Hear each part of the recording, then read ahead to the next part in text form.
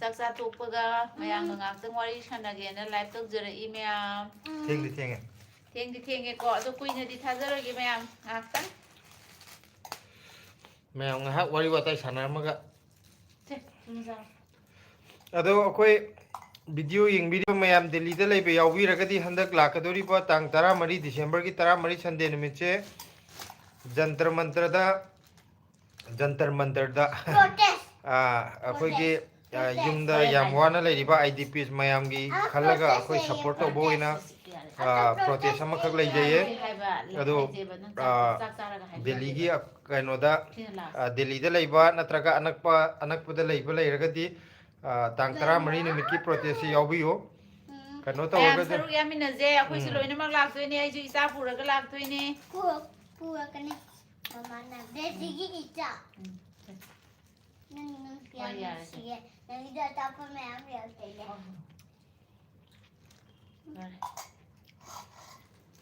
ꯑꯗꯨ ꯀꯩꯒꯨꯝꯕ ꯑꯩꯈꯣꯏꯒꯤ ꯄꯨꯔꯥꯃꯛ ꯌꯥꯎꯕ ꯉꯝꯗꯦ ꯅꯨꯃꯤꯠꯇꯨ ꯀꯩꯅꯣ ꯇꯧꯋꯦ ꯍꯥꯏꯔꯁꯨ ꯉꯥꯏꯍꯥꯛꯇꯪ ꯄꯨꯡꯈꯥꯏ ꯑꯃꯇ ꯑꯣꯏꯔꯁꯨ ꯄꯨꯡ ꯑꯃꯇ ꯑꯣꯏꯔꯁꯨ ꯄꯨꯡ ꯑꯃ ꯌꯥꯗ꯭ꯔꯒꯁꯨ ꯄꯨꯡꯈꯥꯏ ꯑꯃꯇ ꯑꯣꯏꯔꯁꯨ ꯌꯥꯎꯕꯤꯔꯝꯃ ꯆꯠꯂꯒꯗꯤꯀꯣ ꯃꯤꯁꯦ ꯈꯔ ꯃꯄꯨꯡ ꯐꯥꯅꯤꯕ ꯑꯗꯣ ꯑꯩꯈꯣꯏꯒꯤ ꯀꯔꯤꯒꯨꯝꯕ ꯑꯃ ꯑꯩꯈꯣꯏꯒꯤ ꯂꯩꯕꯥꯛꯀꯤ ꯑꯣꯏꯕ ꯃꯅꯤꯄꯨꯔꯒꯤ ꯑꯣꯏꯕ ꯏꯔꯝꯗꯝꯒꯤ ꯑꯣꯏꯕ ꯇꯧꯔꯛꯄꯁꯦ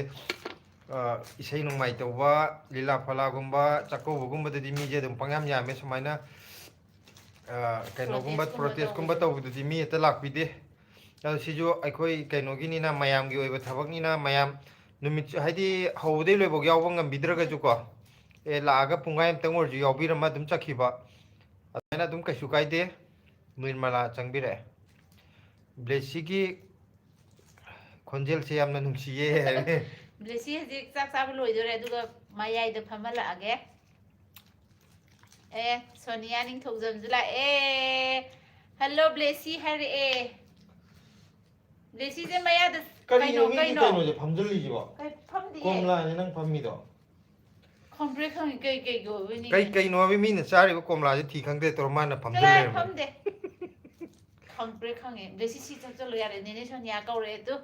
ꯅꯦꯅꯦ ꯅꯤꯔꯃꯂꯥꯁꯨ ꯂꯥꯛꯑꯦ ꯅꯦꯅꯦ ꯁꯣꯅꯤꯌꯥꯁꯨ ꯂꯥꯛꯑꯦ ꯅꯦꯅꯦ ꯁꯣꯅꯤꯌꯥꯁꯦ ꯆꯤꯆꯦ ꯁꯣꯅꯤꯌꯥꯁꯨ ꯑꯣꯏꯗꯣꯔꯤꯕ ꯈꯪꯗꯦ ꯆꯤꯆꯦ ꯁꯣꯅꯤꯌꯥ ꯁꯣꯝꯗ ꯂꯥꯛꯑꯣ ꯁꯤ ꯆꯥꯔꯣꯏꯗ꯭ꯔꯤꯕꯣ ꯍꯤꯗꯥꯛꯇꯣ ꯊꯛꯇꯣ ꯃꯃꯥꯅ ꯄꯝꯃꯗꯝꯅꯦ ꯑꯗꯨꯒ ꯅꯪ ꯇꯨꯝꯃꯨ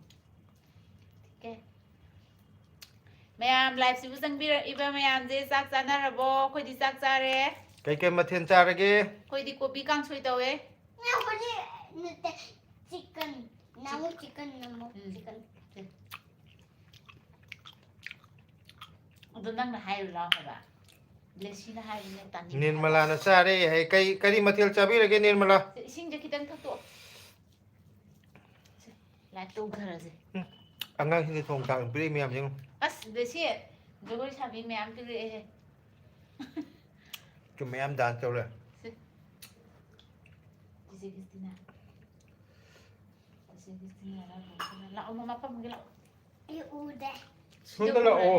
ꯁꯤꯗ ꯅꯪꯒꯤ ꯐꯝꯐꯝ ꯂꯩꯌꯦ ꯁꯤ ꯃꯃꯥ ꯄꯝꯒꯦ ꯂꯥꯛꯑꯣ ꯁꯤꯗ और पमगनी मम्मा ने के पमगनी ꯀꯟꯅ ꯐꯝꯖꯤꯜꯂꯛꯀꯅꯨ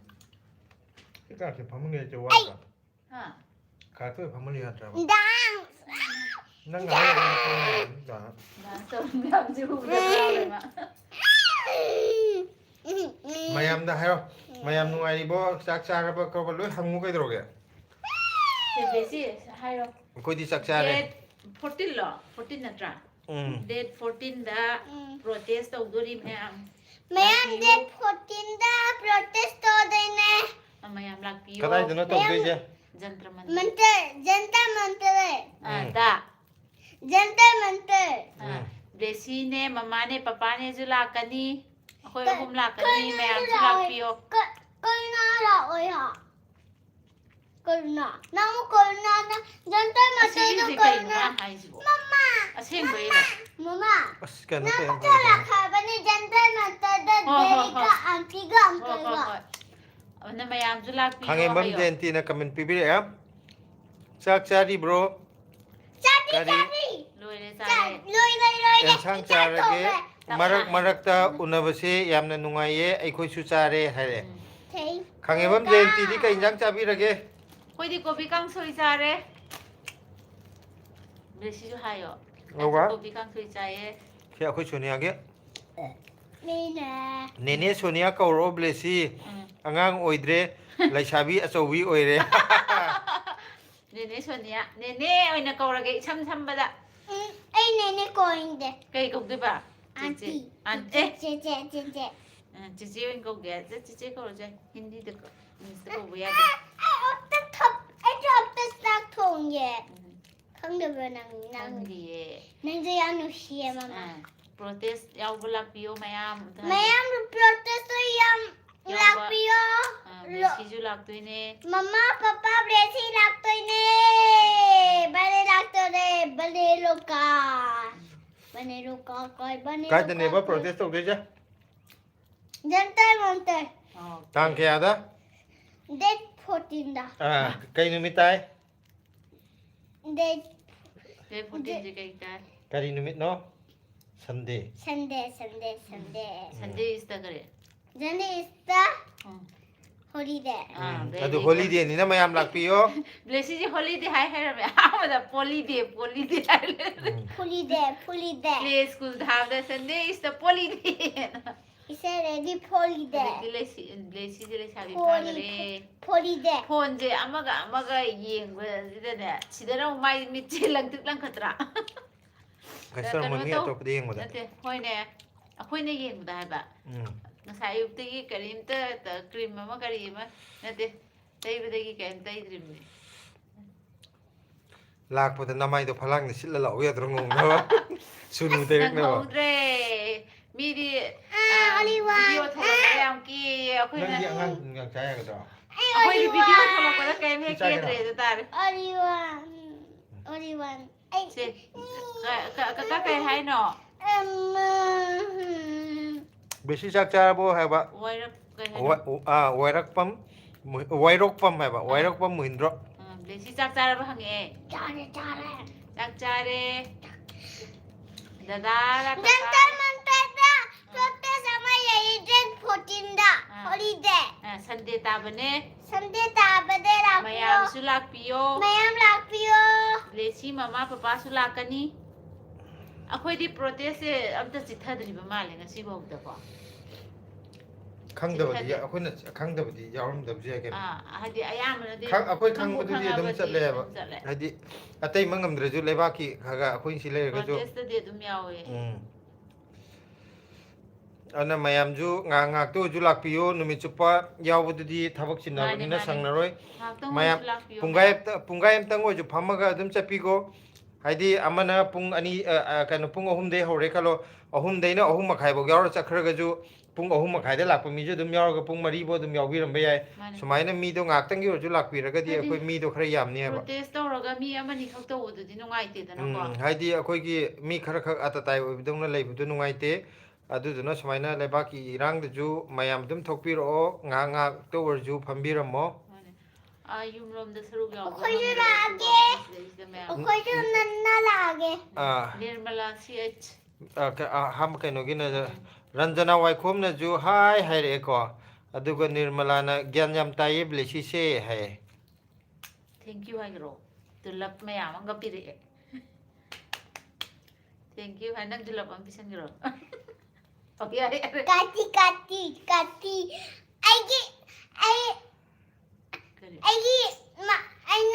Hai bin jadi ai kati na samai na chop tai ne. Karena Blesi na hai ba indra di kati jap ni aja mayam. Indra. Samai na samai na to ni kunna to chop tai ne mi da. Aduduna blesi na hai ba illu natra. Hiya nang zo. Ni yam nu shi. Moi school gi. Desi je la ku ju last la e school la ku da. Han madana desi na pass ai. Hai ya. Adi ma maning de lep dar ga su da. Moi mem da ai he u bu da ne. Aw ma kok tha la bu da. Desi ko do. Hai di akoi sak sin na tong an gi. Haidi masak tu tonga na masak khangi dana mayam pul re pu da. Adana Firoza na gari da gari gum chak ki da tar de ne. Firoza je ai cha rai ta hange ba.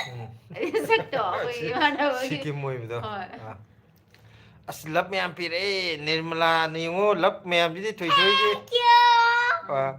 Bela shram ju sang bire hai plesi hai re. Ju chang e. Aduga chak charabo hange bena. ꯆꯥꯛ ꯆꯥꯔꯕ ꯑꯩ ꯆꯥꯛ ꯆꯥꯔꯦ ꯆꯦꯆꯦ ꯐꯖꯅ ꯍꯥꯏꯌꯣ ꯃꯤꯉꯣꯟꯗ ꯆꯥꯆꯥꯔꯦ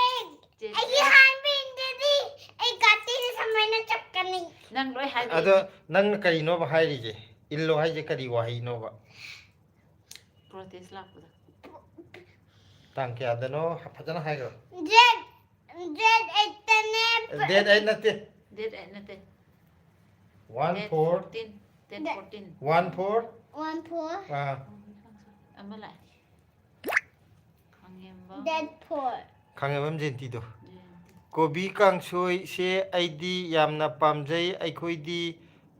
yerum thongbaga ironbaga chare blesi wangangba yam heiramme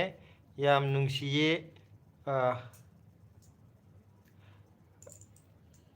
dharna famde karigi dharna famdoino khangde khangdadana hangjabani habni karigi dharna na ba akoigi manipurda idps mayam ama akoi relief camp da leiriba mayam do yumdaga changage kholage hayuda handak yamna kaino tawbigidana ko wathok oi phuba chaiba tawbudo adugi idp support tawjaba oina ꯑꯩꯈꯣꯏꯁꯨ ꯃꯣꯏꯒꯤꯗꯃꯛꯇ ꯑꯩꯈꯣꯏ ꯃꯌꯥꯝ ꯂꯩꯔꯤꯑꯅ support ꯇꯧꯕ ꯑꯣꯏꯅ ꯀꯩꯅꯣ ꯇꯧꯕꯅꯦ ꯍꯥꯏꯗꯤ ꯃꯣꯏꯗ ꯌꯥꯝꯅ ꯐꯨꯕꯤ ꯆꯩꯕꯤꯗꯅ ꯇꯧꯕꯤꯕꯗꯣ ꯑꯗꯨꯒꯤ ꯃꯥꯌꯣꯛꯇ ꯄꯥꯡꯊꯣꯛꯆꯕ ꯙꯔꯅꯥꯅꯦ ꯄ꯭ꯔꯣꯇꯦꯁꯅꯦ ꯍꯥꯏꯇꯥꯔꯦ ꯀꯣꯕꯤ ꯀꯥꯡꯁꯣꯏꯁꯦ ꯑꯩꯁꯨ ꯌꯥꯝ ꯄꯥꯝꯃꯦ ꯑꯩꯈꯣꯏ ꯏꯇꯥꯎ ꯑꯃꯤꯠꯁꯨ ꯆꯪꯉꯛꯑꯦ ꯂꯩꯕꯥꯛ ꯀꯨꯟꯗꯣ ꯄꯤꯛꯆꯔ ꯎꯔꯕꯣ ꯏꯇꯥꯎꯕꯤ ꯊꯥꯈꯤꯕꯅꯦ ꯎꯔꯦ ꯏꯇꯥꯎꯅꯦ ꯊꯥꯈꯤꯕ ꯅꯨꯃꯤꯠꯇ ꯑꯗꯨꯝ ꯌꯦꯡꯉꯦ ꯑꯩ ꯃꯁꯛ ꯈꯪꯉꯦ ꯂꯩꯕꯥꯛ ꯀꯨꯟꯗꯣꯗꯣ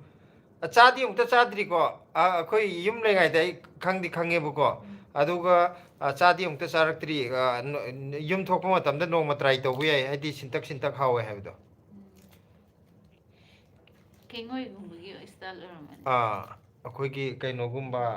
ꯀꯦꯡꯉꯣꯏ ꯂꯩꯔꯦ ꯑꯗꯒꯤ ꯁꯧꯒ꯭ꯔꯤ ꯂꯩꯔꯦ ꯁꯤꯟꯇꯛ ꯇꯥꯕ ꯏꯟꯖꯥꯡꯁꯤꯕꯣꯕ ꯇꯦꯛꯁꯤ ꯇꯥꯃꯣ ꯅꯨꯡꯉꯥꯏꯔꯤꯕꯣ ꯍꯥꯏꯕꯅꯦ ꯅꯨꯡꯉꯥꯏꯔꯤꯌꯦ ꯀꯔꯤ ꯏꯟꯖꯥꯡ ꯆꯥꯔꯒꯦ ꯑꯁꯤꯁꯤꯅ ꯑꯩꯅ ꯄꯥꯔꯤꯁꯦ ꯁꯅꯥꯊꯣꯏ ꯇꯨꯃꯤꯟꯅ ꯐꯝꯃꯣ ꯃꯃꯥ ꯏꯪꯉꯤ ꯀꯔꯤ ꯏꯟꯖꯥꯡ ꯆꯥꯔꯒꯦ ꯉꯁꯤꯁꯦ ꯅꯪꯗꯤ ꯐꯤ ꯑꯊꯥꯕꯤ ꯇꯨꯝꯅꯤꯡꯗꯕ꯭ꯔꯥ ꯁꯤꯅ ꯑꯗꯨꯝ ꯌꯥꯔꯦ ꯑꯩꯗꯤ ꯑꯗ ꯁꯤ ꯅꯪꯅ ꯐꯝꯕꯗꯅꯦ ꯃꯌꯥꯏꯗ ꯐꯝꯃꯣꯕ ꯃꯃꯥ ꯈꯣꯡ ꯅꯥꯏꯌꯦꯕ ꯃꯌꯥꯝ ꯑꯩꯅꯅꯦ ꯆꯥꯛ ꯆꯥꯕꯗ ꯈꯣꯡꯒ꯭ꯔꯥꯏ ꯆꯜꯂꯤꯗꯣ ꯑꯇꯩꯒꯤ ꯅꯠꯇꯦꯀꯣ ꯑꯩ ꯈꯣꯡ ꯑꯣꯏꯅꯥ ꯊꯪꯕ ꯈꯨꯕꯣꯝꯁꯤꯗ ꯅꯍꯥꯟꯋꯥꯏ ꯀꯩꯅꯣ ꯇꯧꯔꯒ ꯃꯩ ꯄꯣꯛꯈꯤꯕꯒꯤ ꯌꯥꯝꯅ ꯍꯧꯖꯤꯛꯐꯥꯎꯁꯨ ꯌꯥꯝ ꯐꯤꯕꯝ ꯆꯥꯗꯅ ꯂꯩꯌꯦꯕꯀꯣ ꯑꯗꯨꯗꯨꯅ ꯑꯩ ꯀꯩꯅꯣ ꯇꯧꯔꯒ ꯐꯝꯗꯗꯤ ꯌꯥꯗꯦꯕ ꯑꯗꯨꯗꯨꯒꯤꯅꯤ ꯃꯈꯥꯗ ꯐꯝꯒꯦ ꯍꯪꯒꯥꯝ ꯅꯩꯁꯤꯜꯂꯦ ꯍꯥꯏ ꯏꯇꯥꯎꯅ ꯍꯧꯖꯤꯛꯇꯤ ꯏꯇꯥꯎ ꯍꯪꯒꯥꯝ ꯍꯧꯔꯝꯃꯅꯤ ꯉꯛꯑꯕꯅꯤꯅ ꯑꯁꯤꯅ ꯇꯥꯃꯣꯗꯤ ꯆꯥꯛ ꯆꯥꯔꯕꯣ ꯀꯀꯥꯗ ꯊꯥꯔꯛꯑꯣ ꯍꯥꯏꯒꯣ ꯑꯩꯈꯣꯏꯁꯨ ꯑꯁꯤꯅ ꯆꯥꯛ ꯆꯥꯔꯕ ꯀꯂꯔꯒꯤ ꯍꯪꯒꯥꯝ ꯆꯥꯕ꯭ꯔꯥ ꯀꯔꯤ ꯕ꯭ꯔꯥꯎꯟ ꯀꯂꯔꯒꯤ ꯍꯪꯒꯥꯝ ꯆꯥꯕ꯭ꯔꯥ ꯄꯥꯛꯇꯁꯨ ꯌꯥꯝ ꯄꯥꯜꯂꯦ ꯄꯥꯛꯇꯁꯨ ꯌꯥꯝ ꯍꯧꯋꯦ ꯄꯥꯛꯇꯕꯨ ꯀꯥꯏ ꯍꯪꯒꯥꯝ ꯍꯧꯕ ꯅꯃꯨꯛ ꯀꯧꯅꯥꯒ ꯆꯠꯄꯗꯣ ꯑꯩꯈꯣꯏꯒ ꯅꯦꯍꯔꯨ ꯄꯥꯛ ꯑꯗꯨꯗꯤ ꯆꯥꯕ ꯌꯥꯕ ꯍꯪꯒꯥꯝ ꯅꯠꯇꯦꯍꯦ ꯗꯦꯀꯣꯔꯦꯁꯟꯒꯤꯅꯤ ꯗꯦꯀꯣꯔꯦꯁꯟꯒꯤꯅꯦ ꯑꯗꯨ ꯆꯥꯕ ꯌꯥꯗꯦ ꯆꯥꯕ ꯌꯥꯗꯦ ꯀꯩꯒꯤ ꯍꯪꯒꯥꯝ ꯅꯠꯇꯦ ꯍꯪꯒꯥꯝ ꯃꯥꯟꯕꯅꯦ ꯑꯗꯣ ꯑꯁꯤꯅ ꯇꯥꯃꯣꯗꯤ ꯆꯥꯛ ꯆꯥꯔꯕꯣ ꯆꯥꯔꯦ ꯑꯩꯈꯣꯏ ꯉꯁꯤ ꯀꯥꯡꯁꯣꯏ ꯆꯥꯔꯦ ꯑꯁꯤꯗꯤ ꯀꯩ ꯏꯟꯖꯥꯡꯅꯣ ꯆꯥꯔꯤꯁꯦ ꯉꯁꯤ ꯑꯩ ꯃꯦꯒꯤ ꯊꯣꯡꯉꯤ ꯇꯥꯃꯣ ꯑꯩꯗꯤ ꯆꯥꯛ ꯆꯥꯗ꯭ꯔꯤꯌꯦ ꯗ꯭ꯌꯨꯇꯤꯗ ꯂꯩꯌꯦ ꯍꯥꯏꯕ ꯑꯣꯀꯦ ꯃꯈꯣꯏꯒꯤ ꯄꯨꯈꯣꯏ ꯗꯦꯕꯤꯜ ꯒꯦꯃꯔꯅ ꯍꯥꯏ ꯍꯥꯏꯔꯛꯑꯦ ꯔꯤꯁꯤ ꯁꯔꯃꯁꯨ ꯍꯥꯎ ꯑꯥꯔ ꯌꯨ ꯍꯥꯏꯔꯦ ꯃꯈꯣꯏꯒꯤ ꯄꯨꯈꯠꯂꯛꯇꯕ꯭ꯔꯥ ꯀꯀꯥ ꯋꯥꯈꯜ ꯄꯨꯈꯩꯗꯤ ꯊꯕꯛ ꯆꯤꯜꯂꯤꯕꯅꯦ ꯃꯥ ꯂꯥꯏꯕ꯭ꯔꯦꯔꯤ ꯆꯠꯂꯝꯒꯅꯤ ꯑꯦꯗꯚꯔꯇꯥꯏꯁꯇꯣ ꯂꯥꯛꯂꯤꯕ ꯗꯦꯠ 14ꯗ ꯗꯦꯠ 14ꯗ ꯄ꯭ꯔꯣꯇꯦꯁ ꯂꯩꯌꯦ ꯀꯗꯥꯏꯗꯅꯣ ꯂꯩꯁꯦ ꯄ꯭ꯔꯣꯇꯦꯁꯁꯦ ꯖꯟꯇꯔ ꯃꯟꯇꯔ ꯇꯥꯡ ꯀꯌꯥꯗꯅꯣ ꯁꯟꯗꯦꯁꯨ ꯇꯥꯕꯅꯦ ꯁꯟꯗꯦꯁꯨ ꯇꯥꯕꯅꯦ ꯇꯥꯡ ꯀꯌꯥꯗꯅꯣ ꯗꯦꯠ 8ꯇ ꯀꯔꯤ 1/4/14 ꯃꯌꯥꯝ ꯁꯣꯏꯗꯅ ꯂꯥꯛꯄꯤꯌꯣ ꯃꯌꯥꯝ ꯁꯣꯏꯗꯅ ꯂꯥꯛꯄꯤꯌꯣ ꯀꯔꯤꯒꯨꯝꯕ ꯂꯥꯛꯇ꯭ꯔꯒꯗꯤ ꯊꯣꯏꯊꯣꯏꯅ ꯀꯥꯇꯤꯅ ꯆꯠꯄꯅꯤ ꯍꯥꯏꯕꯅꯤ ꯀꯃꯥꯏꯅ ꯆꯠꯇꯧꯕ ꯑꯗꯨꯅꯤ ꯑꯃꯤꯠ ꯏꯔꯦꯡꯕꯝꯅ ꯕ꯭ꯂꯦꯁꯤ ꯅꯪ ꯀꯀꯥꯅ ꯋꯥꯅ ꯉꯥꯏꯔꯤꯀꯣ ꯍꯥꯏ ꯍꯣꯏ ꯀꯀꯥ ꯂꯥꯛꯀꯦ ꯌꯨꯝ ꯊꯣꯛꯂꯛꯄꯗ ꯀꯀꯥꯒ ꯎꯅꯕ ꯂꯥꯛꯀꯦ ꯍꯥꯏꯌꯣ ꯀꯀꯥ ꯍꯣꯏꯗ ꯂꯥꯛꯀꯦ ꯂꯥꯞ ꯑꯝꯇ ꯄꯤꯁꯟꯒꯦ ꯀꯥꯏꯁꯤꯜꯂꯦ ꯃꯌꯥꯝ ꯂꯥꯏꯛ ꯅꯝꯕ ꯀꯥꯎꯔꯦ ꯀꯀꯥꯒꯤꯔꯣ ꯂꯞꯇꯨꯕꯣ ꯀꯀꯥꯒꯤ ꯂꯞꯇꯨ ꯃꯌꯥꯝꯒꯤꯁꯨꯅꯦ ꯍꯥꯏꯌꯣ ꯃꯌꯥꯝꯒꯤꯁꯨ ꯄꯤꯁꯜꯂꯣ ꯃꯤ ꯑꯇꯩꯁꯤꯗ ꯆꯦꯆꯦ ꯍꯣꯏ ꯗꯗꯥ ꯍꯣꯏ ꯃꯌꯥꯝꯁꯨ ꯌꯦꯡꯉꯤꯁꯤꯗꯤ ꯃꯣꯏꯁꯨ ꯄꯤꯔꯗꯧꯅꯦ ꯁꯤ ꯃꯌꯥꯝꯒꯤ ꯊꯨꯡꯅꯅꯕ 다다기 다다 모모도 ꯗꯗꯥ ꯃꯣꯃꯣꯗꯤ ꯆꯪꯉꯛꯇ꯭ꯔꯤ ꯉꯁꯤ 다다 모모도 왜도 오게 ꯗꯗꯥ ꯃꯣꯃꯣꯗꯨ ꯈꯪꯗꯦꯅꯦ ꯃꯁꯥꯗꯣ ꯀꯩꯝ ꯇꯧꯗ꯭ꯔꯕ ꯅꯍꯥꯟꯗꯤ ꯃꯁా ꯉꯝꯗꯕꯅꯦ 그리고 사다 넘다 ꯍꯧꯖꯤꯛꯇꯤ ꯐꯔꯝꯗꯧ ꯃꯥꯜꯂꯦ ꯗꯗꯥ ꯃꯣꯃꯣ ꯈꯪꯉꯝꯃꯣꯏ ꯑꯩꯈꯣ이 ꯂꯥꯏꯚ ꯊꯥꯏꯌꯦꯕ 다다 모모 다다 모모 다다다 모모 다다다 모모 또 ꯀꯩꯅꯣꯅ ꯀꯀꯥ ꯃꯤꯠꯅ ꯁꯔꯥꯡꯉꯦ ꯍꯥꯏꯔꯛꯏꯁꯦ 사랑해 하기로 는거 그리기 ꯁꯨꯃꯥꯏꯅ ꯇꯧꯕꯗꯣ ꯁꯔꯥꯡꯉꯦ 하니 콧너지 떨어 콧너지 떨어 사랑해 눈시 해봐 사랑해 하요 사랑해 까까까까 야래 야래 그까지 그냥 그까지 짝싸 그랬고 hangam 하이브도 hangam 짠게 하이브도 카카나 hangam 하이브도 블레시나 hangam 짠게 하이브도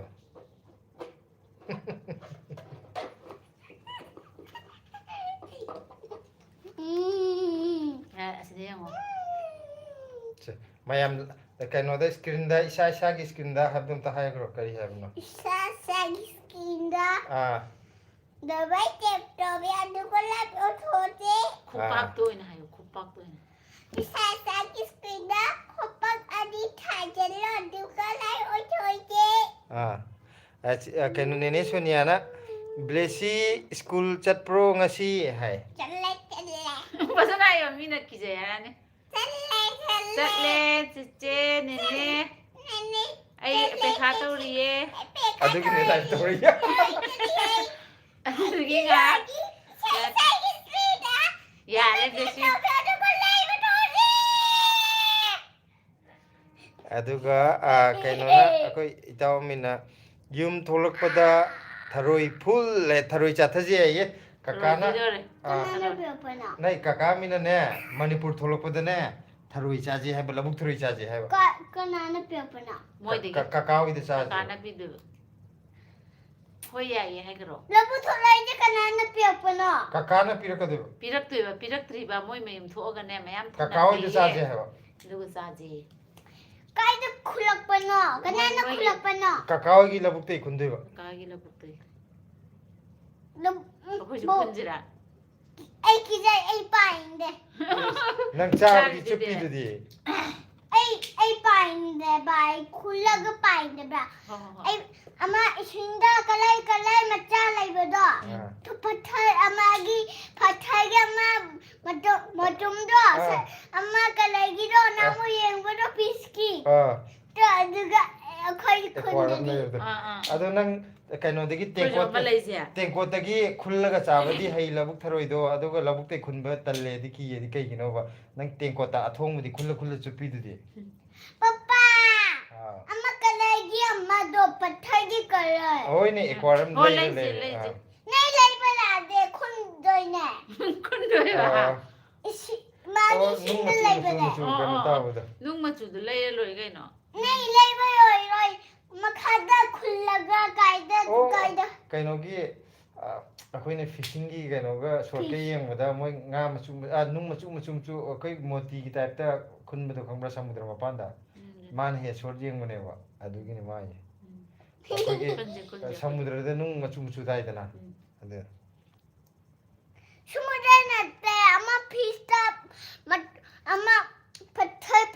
थम बदसी ने बा adu do samudra kawe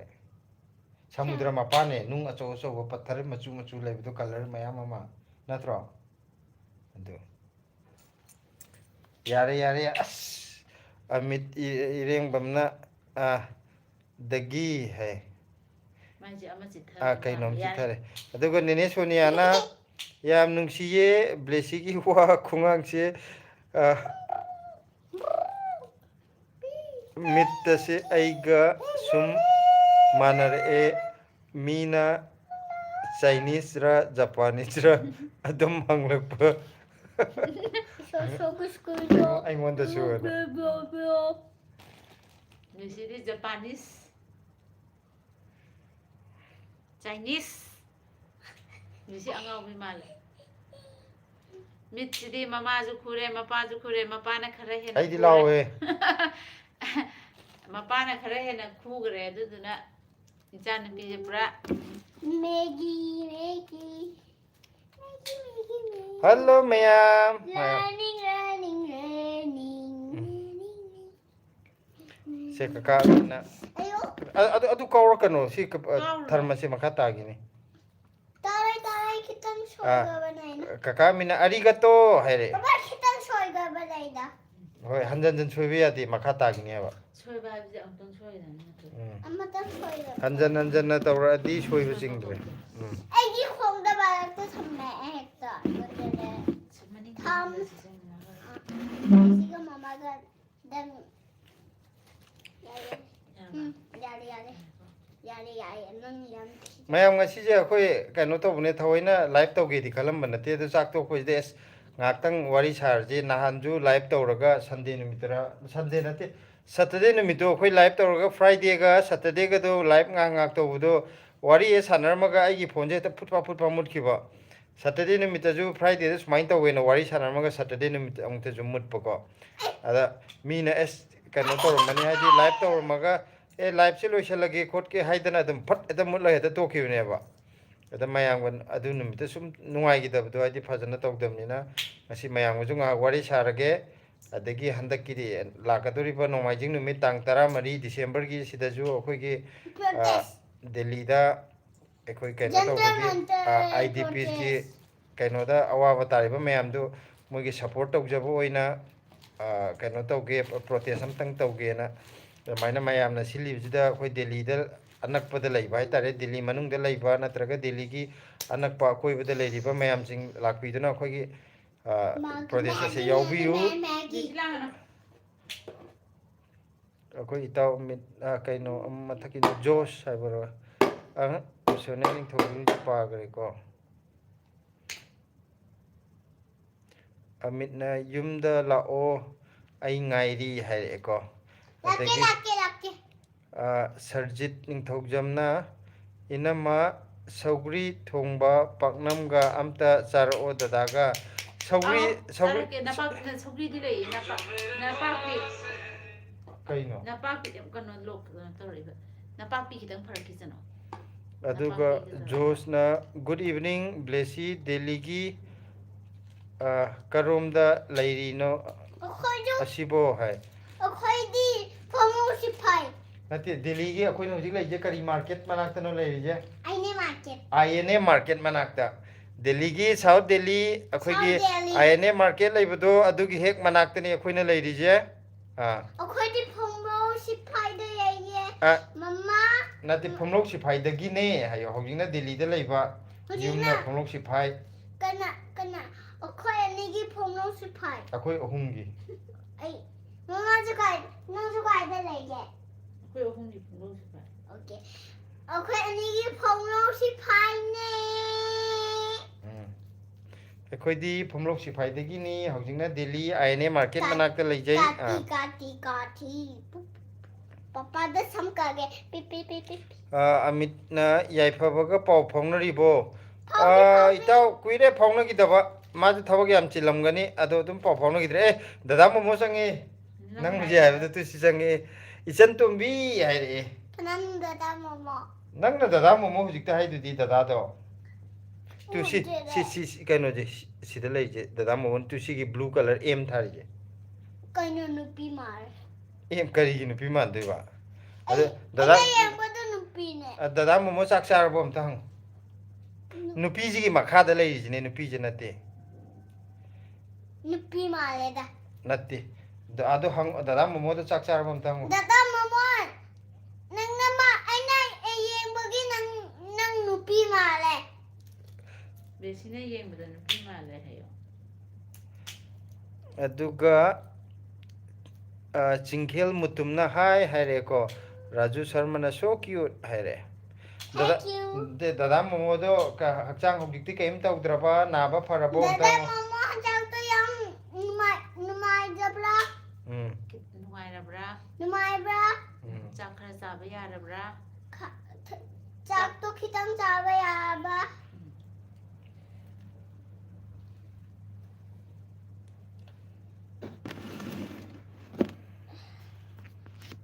Kabir.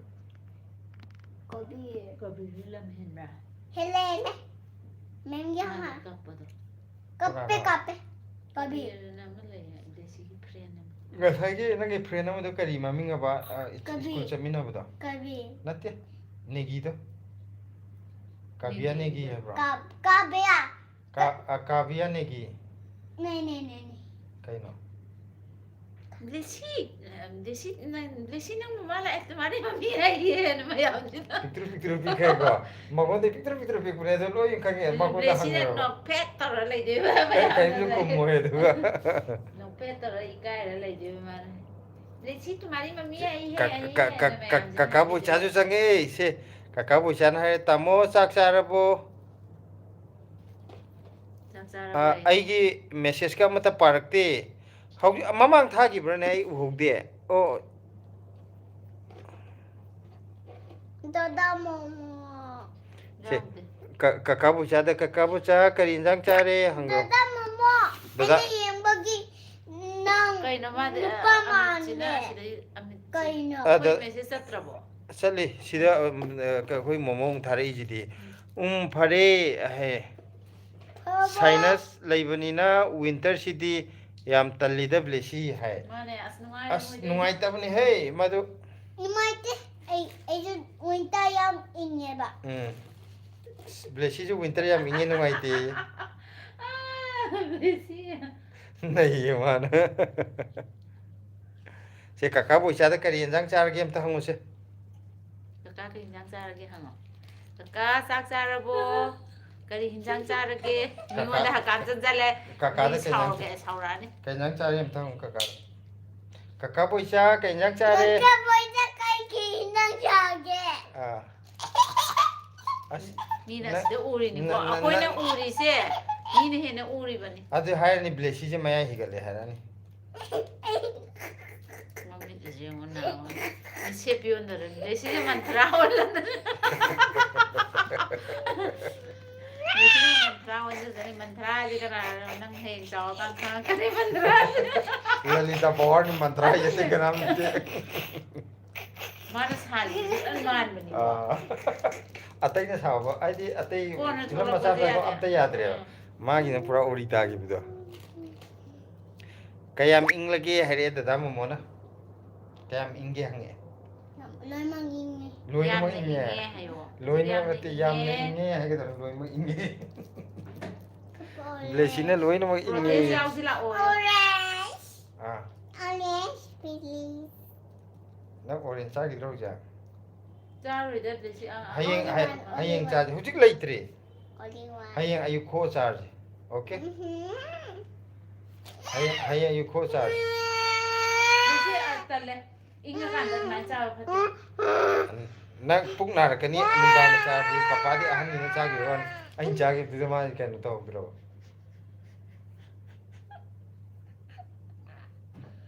छे 공 사진 오래 맡아 난 저거 라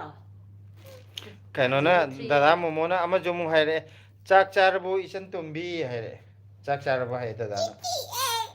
कैनांग चारे हाय देखो फजना हाय कैनांग चारे jato bonate कैनांग चार के ना jato bonate 자동 만나디 자동 비야 इसन तुम्बी है बने न मनाव नुपीने हायबा मनाव नुपीदने इचन तुम्बी होनने नहान ngaraंगी angang lakpuda चंचन हायबदो अमदना तदाना कौद्रा अदुमाइना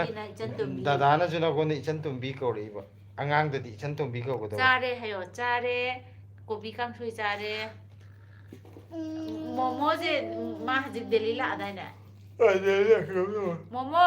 करी कुंबा इसादो खितंग नुआइ तादि जे protein J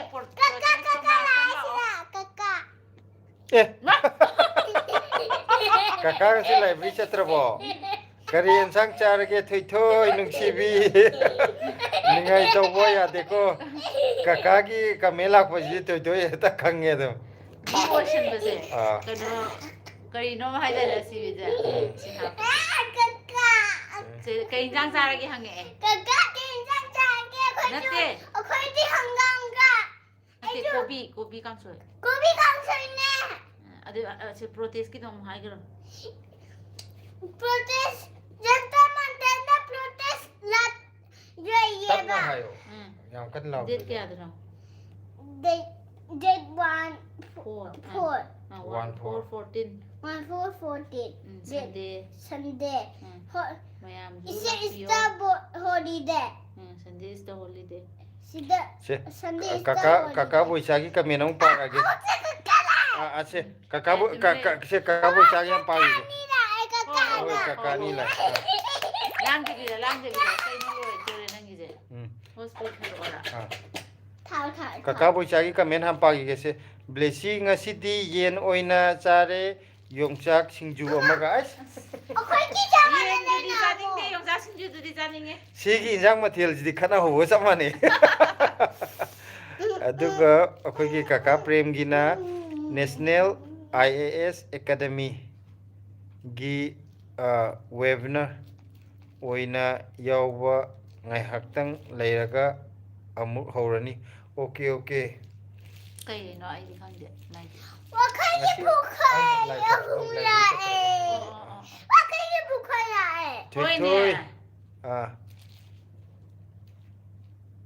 thôi thôi kari hai no chatui ro hai je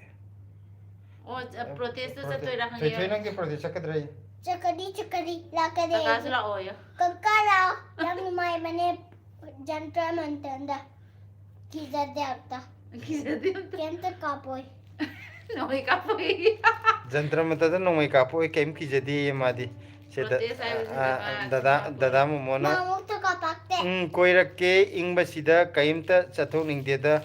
isan tumbi hai ni chapaya hayeng ingba khara farakanda la o ko february da di chap charani pachari February da di weather nungairani January bokti ingini January loiraga di ingba ju farani kakana nogle thoi ki kaino tabada kadiki protest la o ha nang nangang ba wa da tabada kaka ji tu mayam nogle to ha no nang solo ya kadi ma kon thok ra ma no pada kadi ma kon thok ya re paktre thoi nang gi do angang ha kadi no pada ma kon thok te nang ju no pada ma kon thok te bi no kada hospo thagra ba to unthok ke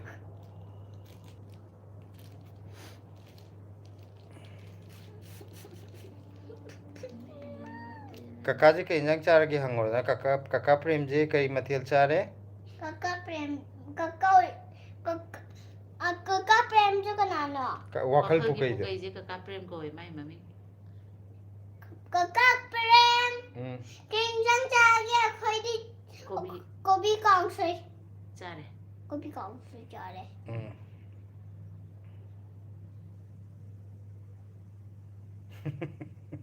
chap lem kre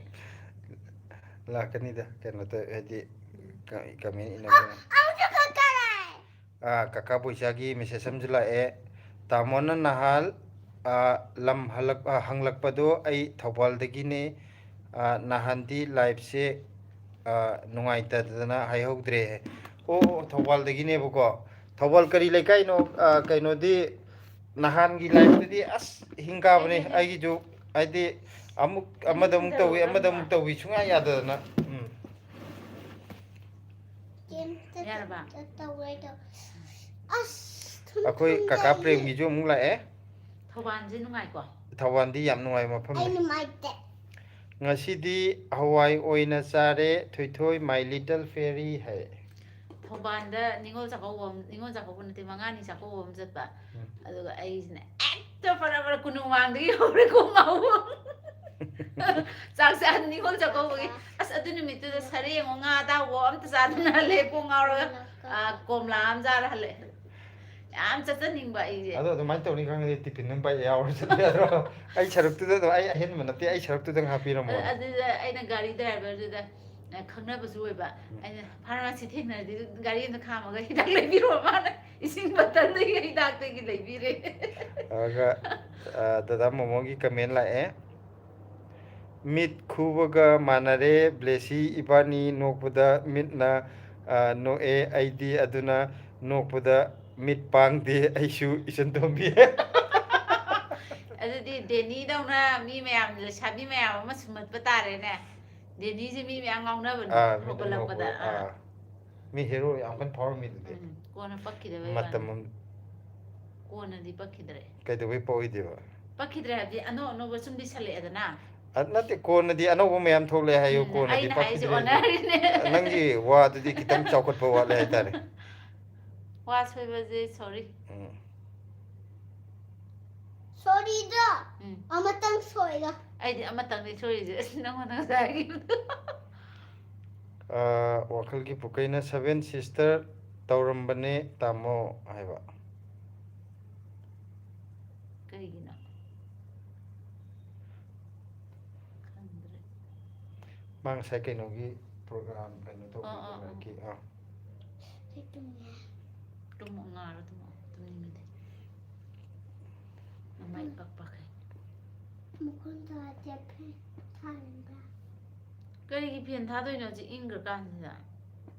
나무도 펜타데 kari hogi pen tharo haira adu di nang puri athabu ga tuloi lok tho pen thar aidi ngamoi matom phamalo taba mama di na to nate blanket ilaga pen tharo adi phorak ta dro nang humang chor di puri athabu ga tuloi lok tho puri masa am tang li lo pa ba adu ga pen thar ke bo 나 Jenny jenny का Poisson का मयाम यामना पामना की बने है माने seven sisters je Jenny hoi poison hoi yaubune jenny दिया हुए खंगे Poisson दी खंगे Poison जो Poisson याव जे मसा खंगे मसा खंगे दी मा कनो दी तो हुए को ता दी ताए को मो फिल्म की किए को पे ममिंग चल लेना poison je mamin chale ममिंग चल लगा जो आई मसा कोई ने मारे सोशल मीडिया दे क्या एक्टिव होई दे माले को आदि करी जेनी होई दा मो सोशल मीडिया दे हम एक्टिव होई दना जेनी दी तुम खंगे है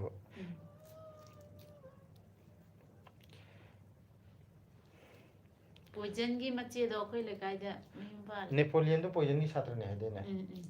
नेपोलियन ना मु सोशल मीडिया एक्टिव होई दना oi adu poison di oi de mana film gumada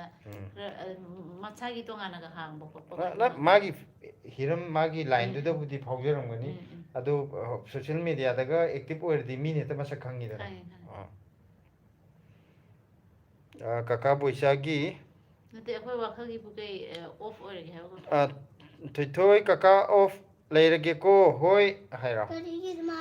lyric पादुइने काका दी लाइब्रेरी चत 까이다 mayam 레이더 까까 pamna khibane 레이더 अदुगा काका बोइसागी से good night haigro ka good night 까까 굿나잇 थौबालदगी खितंग चंगे लंबुदी इचम खुनौने इचम खुनौ जे तारे चति चति 바이 바이 हाइदि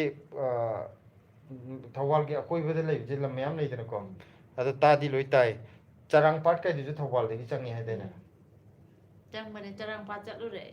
अखोइ की नावै ओजा मा चरांग पाट की ओजा charang मो pa de sum changra 사나이 맛이 사나네 ching 까까 do dan 사나이 사나 사나네 사나 aina chakau ma chali judi thoban dagi adum yam manung changdre 엄마 kitang haijala 사나지 뭐 사나 사나지 इचम खुनो 엄마 아직 पागे 사나지 को wai अदगा thau gi chingoi le wai thau chingoi habra adu lai ngi matam ne bo ko adu gi sai sai ung bo don na salo na mik na ho na mi salo ko ngau ne ha mi usalo su du ma gi thekoi na koi du tor sa nok ni कागी khalu ra अदुगा से काका प्रेम की ngarang do taingo do yam thina ngang khibane poison di lilasu yauram bane narendra ningomboy gi party da yauram bane danabir hoiga ए अदु दि खंगदे danabir hoi kangu lila de yam yeng bane ado poison yauram he je di khangde poison ji khurai de gi ni ko wakal gi pukaina good night thoi thoi nungsibi good night hai ga ka 굿나잇 aduga se dada momona 엄마 사나지 dada momona nokpadana deni male ya pobadana maya chaudhary male aduna nupi phangdre ka pajaman bugi phangakani na gi do phangakani 데니주 말래 마삭 파자바 데니주 말래 마삭- 마삭 파자비 마야 정도리주 말래 마야 정도리다 마야 정도리 나테 마야 정도리 너희 아니네 그래도 아마 몰래 또 와네 그래도 얘는 너희 마닝 쩐다마다 마기 폰은 지기 마닝 쩐다마다 Papa đi phone tao phẩm này. 폰다 펌만한테 이 펌만 탐드리네 나마나 좀 인더라 무슨 다다 뭐 먹이와 해지 마이 cái 다이로 khăn lưng nó đi 파자바 판 mày ao rồi bây giờ vào coi 빨리지네 cái papa hay rồi 이싱탕이 아니라 Ừ. 난 글라스 đây biro mà đây kita nyan biro sini biro đây nó biro Này. 치과에 너무 따라 시 여기 계세요 mana kan ta am bai ne tak sara kan hay ro kan tao Kita tu đây. ya re Mama si mi anda. Rồi. Si am ki. isin da kan di on tong do ya ba am ba wo bo Ừ. kari ko thak ne ge du dia 이싱탕이가 o blesina ut ki ye si je 산업폰이 마게 복스 ingi da ai de Ye box này ye si na ba. mà nào sao phải làm gì nó nên ngon này phải chú bộ biểu mà đây 하부주와 강욱이 라이 làm cho nó sẽ kia ta nào mà sẽ tres mà sẽ yếm đây lấy vào đấy hiện giờ lấy quay anh đang lấy vào đấy hiện giờ lấy làm cho nó tự nhiên 아코이기 라이브 아코이기 그노 마밍제 패밀리 마밍 하가더라 비디오게 나티 아부 하나 이야이 아저가 아이네 그노 마기 또네 까오래 bom bi cái 아 까오래 낭낭 녹슬라 그노 하이도 cái lấy đi cô hay để cam hết là sao có cái blessing không gì on thôi cái đấy mi 하이라포 미주야니까 미디 비디오 돌럭도래나 걔네 얘거는 비디오 돌럭도래나 그래서 아래 아래 이거 뭐라 어까지 옆부터 네 신랑한테 비디오 나무제 하다가 한몽대기 눈진 두만 봐가지고 풀라 하고라가 하디 참나가지고 힘들 거기 비디오 그남지디 봐 Mày là tao thầm mà thế. 아스 그자이나 Coi nó. 노거든 संतोष खेत्री मयुमना कई मथेल चाबीरगे इयाम्बगा इतैमगा सिबो हारे 고비 강수자에 산토소이기디 그 인장 자르게 썸나 힘든데 해나 뭉시 하रे काका बोइचाना 땡큐 아고이 사고ట్ పకర 야비우고 멘트니 हापो नाइ blog माने पोंबी बोरा करा पुदरा इल्ला가 랩탑 드림네 두두 अदुजु दिल्ली लेरिने 마야 아코이기 패밀리 아코이 옴제 델리데 레이버기 마하우 나테바 아코이데 프라 윰데 레이바 기네바 아코이 짭 마나네 코이 युमदुजु खरा कनो तो स्टैंडर्ड लाइन लेयो 델데 레이버 पाकन नमदे लेयो काम दिल्ली की पाकन ने खोइ लेइजे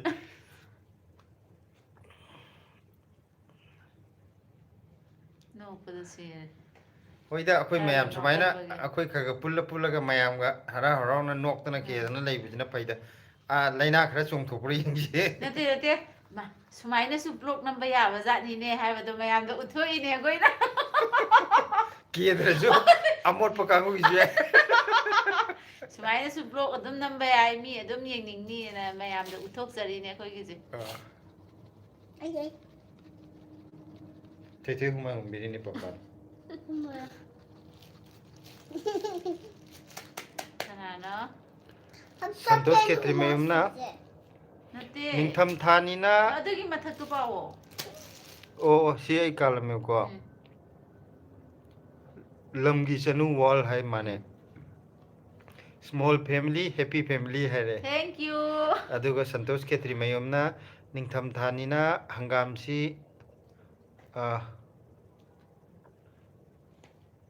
होंचक खाई कइनो योंगचक है दुने माय स्पेलिंग सोबा हंग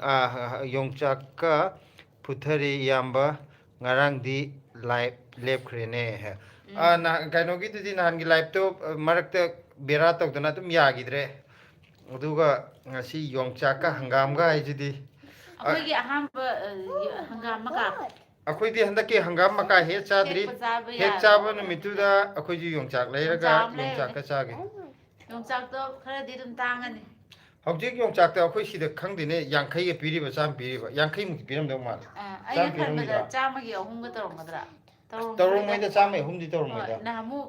ꯊꯣꯛꯂꯛꯇ ꯉꯥꯏꯔꯤꯕ ꯌꯣꯡꯆꯥꯛꯇꯣ ꯆꯥꯝꯃ ꯄꯤꯍꯧꯔꯤꯗꯨꯗꯤ ꯂꯨꯄꯥ ꯆꯥꯝꯃ ꯄꯤꯍꯧꯋꯦ ꯑꯩꯗꯤ ꯆꯥꯔꯣꯏꯕ ꯑꯗꯨꯃꯥꯏꯅ ꯌꯣꯡꯆꯥꯛ ꯑꯝꯗ ꯅꯍꯥꯟꯃꯨꯛꯇꯤ ꯑꯩꯈꯣꯏꯅ ꯈꯔ ꯉꯜꯂꯤꯉꯩ ꯆꯠꯄꯗ ꯂꯨꯄꯥ ꯆꯥꯝꯃ ꯄꯤ ꯑꯗꯨꯁꯨ ꯑꯗꯨꯁꯨ ꯀꯕꯥꯗꯨꯅꯤꯀꯣ ꯀꯕꯥ ꯄꯨꯔꯥ ꯌꯨꯝꯗ ꯅꯧꯋꯦ ꯀꯥꯏꯅꯒ ꯍꯥꯏꯅꯕꯗꯣ ꯃꯔꯨ ꯑꯝꯇ ꯑꯗꯨꯗꯣ ꯌꯥꯎꯗ꯭ꯔꯤꯉꯩ ꯀꯕꯥ ꯆꯥꯕꯗꯣ ꯑꯗ ꯆꯥꯝꯃꯒ ꯄꯤꯁꯦ ꯑꯗꯨꯒ ꯌꯣꯡꯆꯥꯛ ꯌꯨꯝꯗ ꯍꯦꯛꯇ ꯇꯥꯎꯕ ꯃꯇꯝꯗꯅ ꯁꯤꯗ ꯆꯥꯝꯃꯩ ꯃꯔꯤ ꯆꯥꯝꯃꯩ ꯃꯔꯤ ꯍꯧꯖꯤꯛꯇꯤ ꯑꯃꯈꯛꯀ ꯍꯥꯞꯄꯤꯌꯣꯒ ꯍꯥꯞꯄꯤꯗꯕꯅ ꯀꯣꯡꯒꯥꯏꯅꯤꯀꯣ ꯍꯧꯖꯤꯛꯇꯤ ꯑꯗꯨꯗꯨꯒ ꯌꯥꯡꯈꯩ ꯑꯗꯥꯏꯃꯨꯛ ꯄꯤꯔꯝꯗꯧ ꯃꯥꯜꯂꯦ ꯑꯩꯅ ꯈꯟꯕ ꯁꯤꯗ ꯌꯣꯡꯆꯥꯛ ꯃꯔꯨ ꯑꯇꯣꯡꯕꯗꯣ ꯏꯔꯣꯜꯂ ꯑꯝꯇ ꯆꯥꯅꯤꯡꯉꯦ ꯌꯥꯝꯅꯗꯤ ꯆꯥꯕ ꯌꯣꯡꯆꯥꯛ ꯃꯔꯨ ꯉꯝꯗꯦ ꯑꯩꯗꯤ ꯍꯥꯏꯔꯒ ꯅꯥꯏ ꯅꯣꯏ ꯔꯣꯃꯤꯂꯥꯅ ꯊꯥꯔꯛꯄ ꯑꯗꯨꯗꯤ ꯌꯣꯡꯆꯥꯛꯇꯨꯗꯤ ꯉꯝꯗꯦ ꯑꯗꯨꯗꯤ ꯉꯝꯗꯦ ꯑꯗꯨꯗꯤ ꯑꯁ ꯌꯣꯡꯆꯥꯛ ꯑꯃ ꯆꯥꯕ꯭ꯔꯕꯨ ꯍꯥꯏꯊꯔ ꯇꯥꯒꯦ ꯇꯧꯏ ꯍꯥꯏꯗꯤ ꯃꯔꯨꯗꯨ ꯈꯨꯆꯧ ꯑꯩꯅꯅꯦ ꯑꯍꯨꯝ ꯁꯨꯅ ꯆꯥꯕ ꯁꯨꯡꯉꯝ ꯉꯝꯗꯕ ꯑꯗꯨ ꯌꯣꯡꯆꯥꯛꯇꯣ ꯁꯤꯗ ꯗꯦꯜꯂꯤꯗꯒ ꯐꯪꯉꯤꯕ ꯌꯣꯡꯆꯥꯛꯁꯤꯗꯤ ꯃꯔꯨ ꯃꯀꯨꯞ ꯃꯀꯨꯞ ꯃꯀꯨꯞ ꯍꯥꯏꯕꯗꯤ ꯆꯥꯎꯔ ꯇꯣꯡꯉꯁꯨ ꯃꯆꯥꯅꯤ ꯀꯥꯏ ꯑꯗꯨꯒ ꯔꯣꯃꯤꯂꯥꯅ ꯀꯩꯅꯣꯒꯤ ꯄꯤꯔꯛꯄ ꯁꯤꯂꯥꯒꯤ ꯃꯃꯥꯟꯅꯕꯤ ꯑꯃꯅ ꯅꯣꯡꯃ ꯌꯣꯡꯆꯥꯛ ꯊꯥꯕꯤꯔꯛꯑꯦꯕꯀꯣ ꯑꯁ ꯑꯗꯨꯗ ꯆꯥꯎꯕ ꯌꯣꯡꯆꯥꯛ ꯃꯔꯨꯗꯨꯗꯤ ꯗꯦꯜꯂꯤꯗ ꯐꯪꯕ ꯌꯣꯡꯆꯥꯛ ꯃꯔꯨꯁꯦ ꯑꯩ ꯌꯨꯝꯗꯁꯨ ꯑꯍꯨꯝ ꯑꯗꯨꯃꯥꯏꯅ ꯃꯔꯤ ꯆꯥꯔꯛꯇꯤꯌꯦ ꯅꯠꯇꯦ ꯍꯧꯖꯤꯛꯀꯥꯟ ꯑꯍꯨꯝ ꯃꯔꯤ ꯄꯨꯟꯁꯤꯟꯕꯒ ꯑꯗꯨ ꯌꯣꯡꯆꯥꯛ ꯃꯔꯨ ꯑꯃꯒ ꯃꯥꯟꯅꯔꯝꯒꯅꯤ ꯆꯥꯎꯕ ꯑꯗꯣ ꯌꯣꯡꯆꯥꯛꯇꯣ ꯆꯥꯎꯔꯁꯨ ꯍꯦꯛꯇ ꯃꯅꯝꯁꯦ ꯍꯦꯛꯇ ꯈꯪꯗꯦ ꯀꯣꯛ ꯉꯥꯎꯋꯦ ꯍꯥꯏꯇꯥꯔꯦ ꯌꯣꯡꯆꯥꯛꯇꯣ ꯆꯥꯕꯗ ꯌꯣꯡꯆꯥꯛꯇ ꯉꯥꯎꯖꯕ ꯑꯁꯦꯡꯕ ꯌꯣꯡꯆꯥꯛ ꯆꯥꯕ ꯍꯩꯕ ꯃꯤ ꯑꯣꯏꯔꯗꯤ ꯌꯥꯝꯅ ꯐꯖꯅ ꯍꯔꯥꯎꯔꯗꯧꯅꯦꯕ ꯍꯥꯎꯒꯗꯧꯅꯦꯕꯀꯣ ꯑꯩꯈꯣꯏꯗꯤ ꯌꯣꯡꯆꯥꯛ ꯃꯔꯨ ꯆꯥꯕꯁꯨ ꯍꯩꯇꯦ ꯁꯤꯡꯖꯨ ꯈꯔ ꯆꯥꯕꯅꯤ ꯑꯗꯨ ꯌꯣꯡꯆꯥꯛ ꯃꯥꯏ ꯄꯤꯔꯛꯄ ꯌꯣꯡꯆꯥꯛꯇꯣ ꯃꯔꯨ ꯑꯃ ꯆꯥꯔꯨꯕꯗ ꯍꯥꯏꯊꯒꯦ ꯇꯧꯋꯦ ꯈꯣꯡ ꯉꯥꯎꯕꯗ ꯌꯥꯝ ꯋꯥꯅ ꯆꯥꯈ꯭ꯔꯖꯥꯠꯅꯦ ꯑꯅꯤ ꯆꯥꯕꯗꯨꯁꯨ ꯑꯁ ꯑꯗꯨꯗꯨꯒ ꯃꯀꯨꯞ ꯃꯀꯨꯞ ꯃꯀꯨꯞ ꯃꯀꯨꯞ ꯁꯣꯏꯔꯒ ꯃꯣꯔꯣꯛꯇ ꯃꯦꯠꯁꯤꯜꯂ ꯆꯥꯈꯤꯕꯅꯦ ꯑꯗꯨꯃꯥꯏꯅ ꯇꯧꯔꯒ ꯈꯔ ꯆꯥꯒꯦ ꯗꯗꯥ ꯃꯣꯃꯣꯒꯤ ꯃꯦꯁꯦꯖ ꯂꯥꯛꯑꯦ ꯑꯗꯨꯅ ꯐꯩꯗ ꯀꯦꯕꯁꯤꯗꯤ ꯑꯍꯟꯕꯗ ꯁꯨꯝ ꯑꯍꯥꯟꯕꯗ ꯁꯨꯝ ꯌꯦꯡꯅꯤꯡꯕꯩꯅꯦ ꯀꯨꯏꯁꯜꯂꯛꯂꯗꯤ ꯌꯦꯡꯅꯤꯡꯗꯦꯗ ꯅꯦꯆꯔꯦꯜ ꯕ꯭ꯌꯨꯇꯤꯅ ꯂꯥꯁꯇꯤꯡ ꯑꯣꯏꯗ ꯀꯀꯥ ꯏꯗꯣꯝꯆꯥꯁꯨ ꯐꯖꯕꯅ ꯋꯥꯎ ꯑꯩ ꯅꯣꯛꯀꯗꯣꯏꯅꯤ ꯅꯪꯒꯤ ꯉꯁꯥꯏꯒꯤ ꯗꯦꯅꯤꯒ ꯃꯌꯥ ꯆꯧꯗ꯭ꯔꯤꯒ ꯃꯥꯜꯂꯦ ꯑꯩꯈꯣꯏꯁꯨ ꯑꯩꯈꯣꯏ ꯃꯁꯦꯟ ꯋꯥꯏ ꯅꯠꯇꯦ ꯗꯦꯅꯤꯒ ꯃꯌꯥ ꯆꯧꯗ꯭ꯔꯤ ꯗꯥꯏꯂꯣꯛꯇꯣ ꯑꯩꯈꯣꯏꯗ ꯄꯥꯜꯂꯛꯀꯗꯧ ꯃꯥꯜꯂꯦ ꯑꯗꯨꯗꯤ ꯃꯥꯏ ꯃꯤꯠꯀ ꯂꯪꯇ꯭ꯔꯤꯛ ꯂꯪꯇ꯭ꯔꯤꯛ ꯂꯪꯒꯦ ꯑꯩꯈꯣꯏ ꯂꯥꯏꯐ ꯌꯥꯝ ꯀꯟꯅ ꯇꯧꯔꯤ ꯑꯉꯥꯡ ꯀꯞꯍꯜꯂꯗꯤ ꯀꯞꯇꯣꯛꯈꯤꯅꯤ ꯀꯤ ꯃꯥꯅꯦ ꯃꯤꯒꯤꯗꯤ ꯌꯦꯡꯅꯤꯡꯅꯕꯅꯦꯅ ꯑꯩꯈꯣꯏꯒꯤꯅ ꯀꯔꯤꯅꯣ ꯉꯥꯏꯈꯣ ꯒ꯭ꯌꯥꯟ ꯑꯃ ꯀꯃꯦꯟ ꯇꯥꯗꯦ ꯄꯥꯍꯧꯗ꯭ꯔꯦ ꯀꯔꯤ ꯍꯥꯏꯅꯣ ꯔꯣꯖꯤꯅꯥ ꯁꯤ ꯍꯥꯏ ꯀꯨꯏꯔꯦ ꯃꯥꯅꯤꯀꯣ ꯗꯦꯜꯂꯤꯗ ꯀꯩ ꯊꯕꯛ ꯇꯧꯔꯤꯅꯣ ꯗꯦꯜꯂꯤꯗ ꯊꯕꯛ ꯇꯧꯏ ꯍꯥꯏꯗꯣꯛꯄ ꯌꯥꯗꯦ ꯀꯨꯏꯔꯔꯣꯏ ꯑꯃꯤꯠ ꯍꯥꯏꯗꯣꯔꯛꯑꯗꯧꯅꯦ ꯏꯔꯦꯡꯕꯝ ꯏꯆꯥ ꯊꯣꯏꯕꯤ ꯎꯏꯔꯦ ꯍꯥꯏ ꯊꯣꯏꯊꯣꯏ ꯎꯏꯗꯦ ꯎꯏꯗꯦ ꯃꯥ ꯀꯟꯅ ꯁꯥꯟꯅꯔꯤ ꯁꯣꯟꯗ ꯃꯥꯏ ꯁꯥꯟꯅꯕꯤ ꯀꯩꯅꯣꯗ ꯌꯥꯝ ꯀꯟꯗꯧꯔꯤ ꯑꯗꯨꯒ ꯑꯃꯅꯁꯨ ꯍꯥꯏꯔꯛꯏ ꯂꯝꯒꯤ ꯆꯅꯨꯁꯤꯅ ꯎꯝ ꯕ꯭ꯂꯦꯁꯤ ꯎꯏꯔꯦ ꯎꯝ ꯍꯛꯀꯥꯝ ꯆꯜꯂꯛꯑꯦ ꯃꯥ ꯀꯥꯝꯖꯜꯂꯛꯑꯦ ꯑꯗꯣ ꯃꯥ ꯎꯏꯕꯗꯤ ꯅꯠꯇꯦ ꯆꯦꯔꯪ ꯐꯣꯏ ꯐꯣꯏꯗꯅ ꯁꯟꯇꯣꯁ ꯁꯥꯟꯅꯔꯤ ꯈꯦꯇ꯭ꯔꯤꯃꯌꯨꯝ ꯏꯌꯥꯝꯕꯒꯤ ꯂꯥꯏꯚ ꯌꯦꯡꯉꯒ ꯄꯣꯊꯥꯒꯦ ꯇꯧꯕꯅꯤ ꯑꯗꯨꯒ ꯑꯗꯨꯝ ꯂꯦꯞꯈ꯭ꯔꯦ ꯗꯁꯥꯅꯤꯍꯦ ꯅꯍꯥꯟꯒꯤꯗꯣ ꯑꯗꯨꯅꯦ ꯑꯩꯈꯣꯏꯁꯨ ꯍꯥꯏꯗꯤ ꯐꯖꯅ ꯑꯁ ꯂꯥꯏꯐꯁꯦ ꯂꯣꯏꯁꯤꯜꯂꯒꯦ ꯈꯣꯠꯀꯦ ꯍꯥꯏꯕꯐꯥꯎ ꯅꯪꯍꯧꯗꯦ ꯄꯨꯔꯥ ꯕꯦꯔꯥ ꯇꯥꯏꯌꯦꯕ ꯍꯟꯗꯛꯁꯦ ꯃꯣꯕꯥꯏꯜ ꯐ꯭ꯔꯥꯏꯗꯦꯗ ꯇꯧꯕꯗꯨꯁꯨ ꯐ꯭ꯂꯣꯞ ꯆꯠꯂꯦ ꯁꯇꯔꯗꯦꯒꯤꯗꯨꯁꯨ ꯐ꯭ꯂꯣꯞ ꯆꯠꯂꯦ ꯈꯣꯏꯗꯧ ꯆꯥꯎꯅꯤꯡꯃꯟꯈꯤꯗꯅ ꯂꯥꯏꯚ ꯊꯥꯔꯝꯕꯩ ꯚꯤꯗꯤꯑꯣꯗꯨꯕꯨ ꯀꯛꯊꯠꯄꯅꯦ ꯑꯩꯅ ꯍꯥꯏꯗꯤ ꯌꯥꯝꯅ ꯀꯩꯅꯣ ꯇꯧꯕꯗꯣ ꯍꯤꯡ ꯀꯥꯅ ꯂꯣꯏꯕꯗꯣ ꯑꯩꯁꯨ ꯅꯨꯡꯉꯥꯏꯇꯦ ꯁꯣꯝꯗ ꯎꯝ ꯑꯗꯨꯒ ꯑꯩꯈꯣꯏ ꯁꯣꯅꯤꯌꯥꯁꯦ ꯌꯥꯝ ꯒꯦꯞ ꯂꯩꯔ ꯀꯃꯦꯟ ꯄꯤꯔꯛꯏꯗ ꯆꯦ ꯁꯤꯂꯥ ꯗꯗꯥ ꯍꯣꯏꯒꯤ ꯆꯝꯅ ꯂꯩꯕ ꯄꯨꯟꯁꯤ ꯃꯍꯤꯡꯗꯣ ꯌꯥꯝ ꯀꯜꯂꯛꯆꯩꯌꯦ ꯑꯗꯨꯏꯅꯦ ꯁꯕꯁꯀ꯭ꯔꯥꯏꯞ ꯇꯧꯔꯒ ꯅꯆꯜꯅ ꯆꯪꯖꯔꯛꯄꯁꯨ ꯐꯨꯜ ꯁꯞꯄꯣꯔꯠꯅꯦ ꯕ꯭ꯂꯦꯁꯤ ꯍꯥꯏꯔꯛꯑꯦ ꯊꯦꯡꯀ꯭ꯌꯨ ꯍꯥꯏꯈ꯭ꯔꯣ ꯑꯗꯨꯒ ꯊꯦꯡꯀ꯭ꯌꯨ ꯀꯀꯥ ꯆꯤꯆꯦ ꯕꯣꯏꯆꯥꯒꯤꯁꯨ ꯇꯥꯃꯣ ꯄꯨꯡ ꯀꯌꯥ ꯐꯥꯎꯕ ꯊꯥꯗꯣꯏꯅꯣ ꯑꯩꯈꯣꯏꯁꯦ ꯑꯩꯗꯤ ꯄꯨꯡ 8:30ꯐꯧꯇꯪ ꯊꯥꯁꯤꯔ ꯈꯟꯕꯅꯦꯀꯣ ꯍꯌꯦꯡ ꯀꯩꯅꯣꯁꯨ ꯊꯣꯏꯊꯣꯏꯁꯨ ꯁ꯭ꯀꯨꯜ ꯆꯠꯇꯣꯏꯅꯤꯅ ꯍꯧꯖꯤꯛ 15ꯗꯤ ꯇꯥꯔꯦ ꯃꯤꯅꯤꯠ 15 ꯃꯤꯅꯠꯁ ꯑꯃꯒ 35ꯃꯨꯛ ꯃꯤꯅꯤꯠ 35ꯗꯪꯒ ꯇꯧꯔꯒ 9:30ꯗ ꯂꯣꯏꯁꯤꯜꯂꯁꯤ ꯃꯌꯥꯝ ꯀꯔꯤ ꯊꯕꯛꯅꯣ ꯑꯗꯨꯒ ꯑꯃꯤꯠ ꯍꯣꯏ ꯏꯔꯦꯡꯕꯝ ꯀꯩ ꯊꯕꯛꯅꯣ ꯑꯩ ꯈꯪꯉꯦ ꯍꯥꯏꯗꯣꯛꯑꯒꯦ ꯍꯥꯏꯗꯣꯛꯄ ꯌꯥꯗꯦꯍꯦ ꯃꯤ ꯑꯩꯈꯣꯏ ꯍꯥꯏꯅꯕ ꯑꯃ ꯂꯩꯌꯦ 30Kꯗ ꯍꯥꯏꯗꯣꯛꯇꯣꯏꯅꯦ ꯍꯥꯏꯗꯣꯛꯄ ꯌꯥꯗꯦꯀꯣ ꯀꯩꯅꯣꯅꯤ ꯑꯈꯪꯕꯁꯤꯡꯗ ꯍꯥꯟꯅ ꯃꯦꯜꯍꯧꯗ ꯌꯥꯗꯦꯀꯣ ꯍꯥꯏꯗꯣꯛꯄ ꯃꯥꯅꯦ ꯌꯥꯗꯦ ꯂꯤꯛ ꯑꯣꯏꯗꯅ ꯑꯦꯛꯖꯥꯝ ꯂꯤꯛ ꯑꯣꯏꯕ ꯌꯥꯗꯦ ꯑꯩꯅ ꯕ꯭ꯂꯦꯁꯤꯡ ꯅꯨꯡꯁꯤꯗꯥꯏ ꯃꯌꯥꯝꯗꯣ promise haire thank you Thủy cái gì nó đang cherang macam ya mai cherang makhunna adum set pa yabro mai cherang ji ko ꯌꯥꯝ ꯀꯜꯂꯦ ꯁꯦꯠꯂꯤꯅꯤ ꯀꯩꯅꯣ ꯃꯥꯅ ꯑꯗꯨꯝ Ah. ꯁꯤ ꯑꯉꯥꯡꯒꯤ ꯃꯈꯨꯠ ꯌꯥꯝ ꯀꯟꯕꯅꯦ sumne cherang dene ꯑꯁꯤ ꯑꯆꯧꯕꯁꯤꯗꯒꯤꯅꯦ ꯃꯥ ꯁꯦꯠꯇꯠꯂꯛꯏꯁꯦ kai nang cherang macam set li de wai chai na ꯁꯤ ꯄ꯭ꯔꯣꯇꯦꯁꯀꯤ ꯑꯝꯇ ꯍꯥꯏꯈ꯭ꯔꯣ ꯃꯊꯣꯏ last oina kaino tok dringai da akhoi horen live lotion dringai da hai hauji Ni raya sangani. ngak pudi leiri ko adu jo ja hai ho ba horen di kaw me ba Delhi da lebiri ba mayam handak lakadori ba February ki sorry December ki tang tara mari Sunday numit sida koi ki Delhi ki jantar mantar da koi ki IDP sing support to bo oina protest samtang tawjani aduda Delhi da leiriba mayam na lakbiduna protest asi saruk yabiu aduga mapung phanji ꯉꯥꯏꯍꯥꯛ ꯉꯥꯏꯍꯥꯛꯇꯪ ꯑꯣꯏꯔꯁꯨꯀꯣ ꯏꯆꯥꯒꯤ ꯑꯆꯤꯟꯕ ꯀꯥꯏꯊꯣꯛꯄꯤꯔꯒ ꯃꯌꯥꯝ ꯃꯄꯨꯡ ꯐꯥꯍꯟꯁꯦ nahan phone tawbaga silana haire e hai adune akoi phone khakta da haidokpuni atopada di haibe yade ko akoi Sonia gi jula e sorry ibung waro biba yade ai somda thabak macha loiselubane hayeng thabak ꯑꯣ ꯅꯪ ꯀꯥꯜꯂ chatnaba ꯀꯥꯜꯂꯒ dress iron tawrubane wari watai mayam sanaba tai he hai ko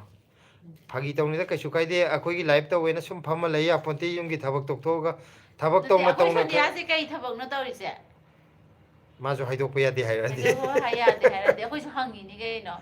aduga akoi kaka boijagi blessi kaka potharage good night ꯁꯤ good night haigro kaka potharo good night haigro good night ꯑꯝꯇ ꯍꯥꯏꯈ꯭ꯔꯣ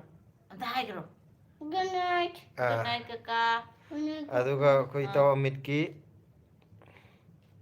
mang pharase haigro ꯐꯔꯁꯦ aduga lamgi chanu wall haije family gi tension marak sida life ta wari ngai hak sanabase wakhal khara nungai IS sukana adune akoina pamjabju haidi akoi gi adu ada kaim yaude masala ju yaujadabni cham chamna akoi gi YouTube family gi mayam jiga akoi ga ngahak se wari watai sanadana awa nungai share tawminabje sijina koi khwai nungai jare haitare ko adu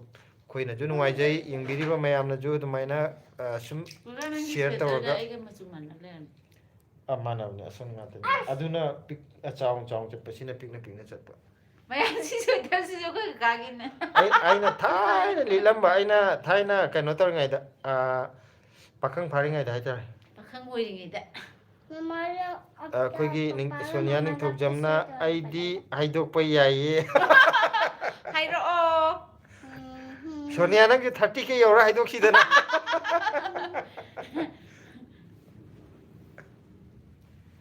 ꯑꯗꯨꯒ ꯗꯗꯥ ꯃꯣꯃꯣꯅ ꯑꯩꯁꯨ ꯈꯪꯉꯦ ꯀꯀꯥ ꯀꯔꯤ ꯊꯕꯛꯅꯣ ꯍꯥꯏꯕꯗꯣ ꯍꯥꯏ ꯑꯗꯨꯅꯦ ꯑꯩꯈꯣꯏ ꯑꯈꯪꯕ ꯈꯔꯗꯤ ꯌꯥꯎꯔꯝꯒꯅꯤ ꯑꯇꯣꯞꯄꯗꯤ ꯍꯥꯏꯗꯣꯛꯄ ꯌꯥꯗꯦ ꯅꯠꯇ꯭ꯔꯣ ꯑꯩꯅꯗꯤ ꯍꯥꯏꯗꯦꯀꯣ ꯀꯅꯥꯝꯇꯗ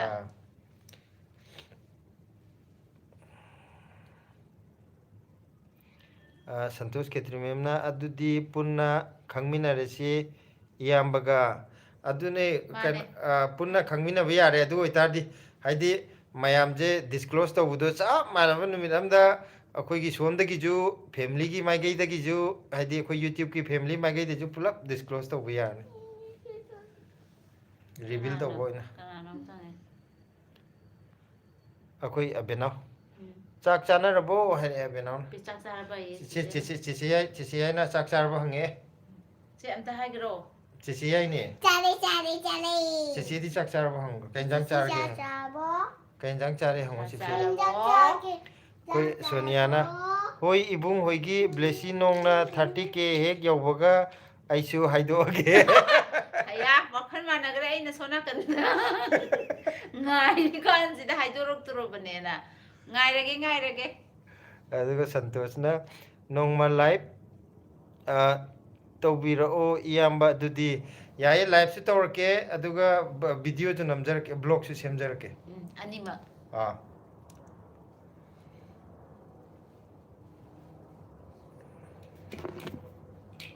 ꯊꯣꯏꯊꯣꯏ ꯅꯪ ꯀꯩꯅꯣꯒꯤꯗꯣ ꯄ꯭ꯔꯣꯇꯦꯁꯀꯤꯗꯣ ꯑꯝꯇ ꯍꯥꯏꯍꯧꯔꯣ ꯍꯥꯏꯕ ꯄ꯭ꯔꯣꯇꯦꯁꯀꯤꯗꯣ ꯑꯝꯇ ꯍꯥꯏꯍꯧꯔꯣ ꯂꯥꯛꯂꯤꯕ ꯗꯦꯠ 14 ꯂꯥꯛꯏꯕꯗ date 14ꯗ ꯁꯟꯗꯦ ꯅꯨꯃꯤꯠ Sunday nupita ꯎꯝ protest ye ꯎꯝ jantar mantar mi mayam chambiyo jantar mantar ꯂꯥꯛꯄꯤꯌꯣ lakpiyo aduga unaje ꯄ꯭ꯔꯣꯇꯦꯁꯇ ꯁꯔꯨꯛ ꯌꯥꯃꯤꯟꯅꯁꯦ protester sung yamanje ꯕ꯭ꯂꯦꯁꯤꯒꯁꯨ ꯎꯅꯁꯦ besigidu yamunaje ꯕ꯭ꯂꯦꯁꯤ ꯃꯃꯥ ꯄꯄꯥꯁꯨ ꯄ꯭ꯔꯣꯇꯦꯁ ꯂꯥꯛꯇꯣꯏꯅꯦ ꯍꯥꯏꯈ꯭ꯔꯣ ꯇꯨꯝꯅꯤꯡꯉꯕꯣ ꯅꯪ Tende nanju tumorwa ting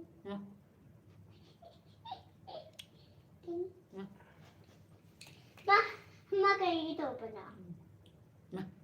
ꯍꯩꯅꯗꯤ ꯑꯩ ꯀꯩꯅꯣꯅ ꯁꯟꯇꯣꯁ ꯈꯦꯇ꯭ꯔꯤꯃꯌꯨꯝꯅ ꯃꯪ ꯐꯔꯁꯦ ꯏꯌꯥꯝꯕ ꯒꯨꯗ ꯅꯥꯏꯠ ꯍꯥꯏ ꯒꯨꯗ ꯅꯥꯏꯠ ꯊꯦꯡꯖꯜꯂꯛꯑꯦ ꯌꯨꯝꯗꯗꯤ 9:30ꯁꯦ ꯌꯥꯝ ꯊꯦꯡꯉꯝꯃꯅꯤ ꯑꯩꯈꯣꯏꯅ ꯗꯦꯜꯂꯤ ꯑꯣꯏꯕꯒꯤꯀꯣ ꯁꯤꯗ ꯁꯨꯝ ꯊꯦꯡꯗꯕꯩ ꯋꯥꯅꯤ ꯌꯨꯝꯗꯗꯤ ꯌꯥꯝ ꯊꯦꯡꯉꯕꯅꯤ ꯃꯇꯝꯁꯦ ꯑꯩꯈꯣꯏ ꯉꯁꯤꯁꯦ ꯍꯥꯟꯅ ꯂꯥꯏꯚ ꯇꯧꯒꯦ ꯈꯜꯂꯝꯕꯁꯨ ꯅꯠꯇꯕꯅꯤꯅ ꯆꯥꯛꯆꯥ ꯇꯣꯛꯑꯒ ꯁꯨꯝ ꯉꯥꯏꯍꯥꯛ ꯇꯧꯒꯦꯅ ꯇꯧꯔꯛꯄꯅꯦ ꯑꯗꯣ ꯊꯦꯡꯉꯦ ꯍꯧꯕꯁꯨ ꯌꯥꯝꯅ ꯂꯥꯏꯚꯁꯦ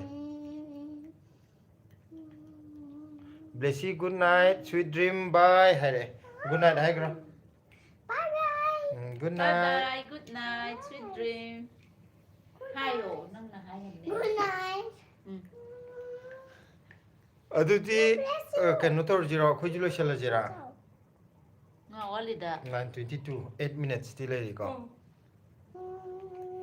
minutes to walk ꯌꯦꯡꯉꯁꯤ please uji gyare bithoja ꯑꯗꯨꯅ ꯂꯥꯏꯚꯁꯤ ꯅꯍꯥꯟ ꯐ꯭ꯔꯥꯏꯗꯦꯒ ꯁꯇꯔꯗꯦꯒ ꯇꯧꯕ ꯂꯥꯏꯚꯇꯨꯗꯒꯤ ꯕꯤꯠ ꯈꯪꯇꯦꯛ ꯇꯦꯛꯈꯤꯕꯅꯦ ꯍꯦꯛ ꯇꯧꯕꯒ ꯑꯃꯨꯛ ꯉꯥꯏꯍꯥꯛ ꯂꯩ ꯑꯃꯨꯛ ꯄꯠ ꯇꯠꯀꯅꯤ ꯑꯃꯃꯨꯛ ꯂꯦꯞꯈꯤꯅꯤ ꯍꯦꯡ ꯑꯃꯨꯛ ꯇꯧꯅꯤ ꯇꯧꯔꯒ ꯃꯊꯣꯡ ꯃꯔꯝ ꯈꯪꯗꯅ ꯑꯗꯨꯝ ꯂꯣꯏꯈꯤꯕꯅꯦ ꯅꯨꯃꯤꯠ ꯑꯅꯤꯗꯣ ꯑꯗꯩ ꯁꯟꯗꯦꯗꯨꯗꯤ ꯊꯕꯛ ꯈꯔ ꯂꯩꯕꯒ ꯑꯗꯨꯝ ꯇꯧꯕ ꯉꯝꯃꯦ ꯑꯩ ꯑꯣꯏꯅ ꯍꯀꯥꯝ ꯆꯜꯂꯛꯑꯦ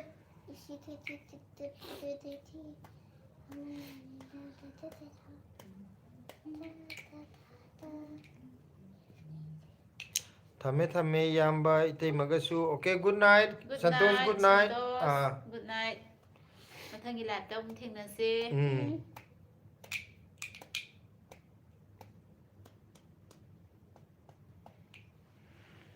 ꯑꯩꯈꯣꯏꯁꯨ ꯆꯪꯉꯁꯤ ꯉꯁꯤ ꯂꯣꯏꯁꯤꯜꯂꯁꯤ ꯑꯁꯤ ꯇꯥꯃꯣ ꯗꯦꯜꯂꯤꯗꯗꯤ ꯏꯪꯂꯝꯂꯅꯤ ꯑꯁ ꯏꯪꯉꯦ ꯁꯤꯗꯁꯨ ꯐꯖꯅ ꯏꯪꯉꯦ ꯍꯦꯛꯇ ꯆꯤꯛ ꯆꯤꯛ ꯆꯤꯛ ꯆꯤꯛ ꯂꯥꯎꯕꯒꯤ ꯏꯪꯕꯗꯨꯐꯥꯎꯇꯤ ꯌꯧꯗ꯭ꯔꯤꯕꯀꯣ ꯗꯤꯁꯦꯝꯕꯔ ꯂꯣꯏꯔꯝꯗꯥꯏ ꯖꯅꯋꯥꯔꯤꯗ ꯑꯣꯏꯔꯛꯀꯅꯦꯕ ꯑꯗꯨ ꯑꯣꯏꯔꯒꯁꯨ ꯑꯗꯨꯝ ꯐꯖꯅ ꯏꯪꯉꯦ ꯏꯪꯕꯗꯤ ꯑꯃ ꯗꯦꯜꯂꯤꯒꯤ ꯍꯦꯛꯇ ꯀꯪꯅ ꯆꯤꯛꯄ ꯑꯃ ꯌꯥꯎꯕꯗꯣ ꯑꯗꯨꯗꯤ ꯑꯣꯏꯗ꯭ꯔꯤ ꯍꯦꯛꯇ ꯂꯝꯕꯤꯗꯒ ꯊꯣꯛꯄꯗ ꯃꯥꯏꯒꯁꯤ ꯆꯤꯛ ꯆꯤꯛ ꯆꯤꯛ ꯂꯥꯎꯕ ꯑꯃ ꯂꯩꯕꯗꯣ